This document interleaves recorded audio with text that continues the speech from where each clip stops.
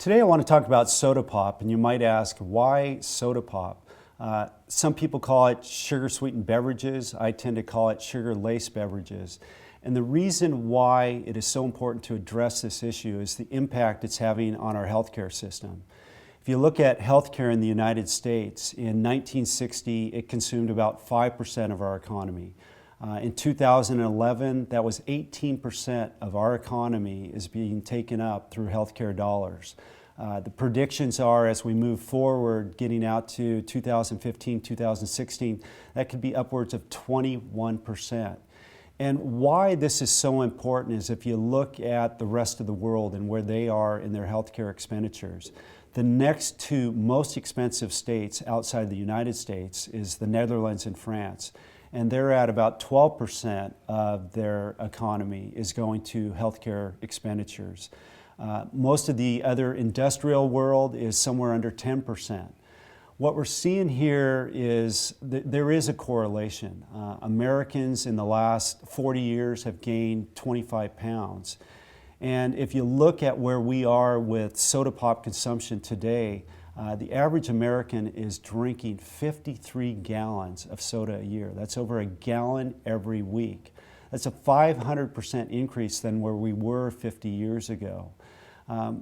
The other thing that we have to really look at when we talk about the impacts on our healthcare with soda pops and the massive consumptions that you're seeing of that is in oral health.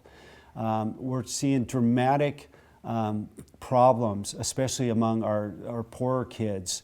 If you look at where it is on an acidic level and the damage that it does to your teeth, Chemistry 101, you look at water, it has an acidic level of 7.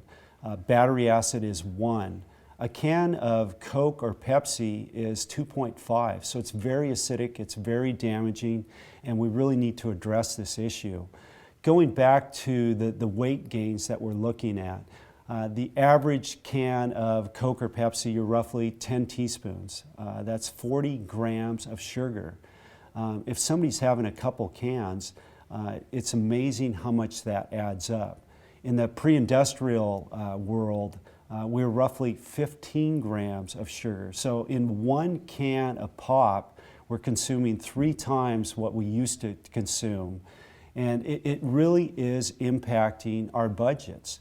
Healthcare is tending to dominate, especially in the gross of our budget. It used to be education was the #1 element that we funded here in Olympia. And what we're seeing is healthcare continue to outpace our education expenses so that we can't invest in the programs that really grow our economy, like K through 12 education, like our higher education system. And if we don't get a handle on preventative medicine, if we don't get a handle on obesity, if we don't get a handle on some of these other real problems in healthcare, we're not going to be able to drive the cost structure down so that we can afford these other things that really make a difference in us moving forward as a state and as a nation.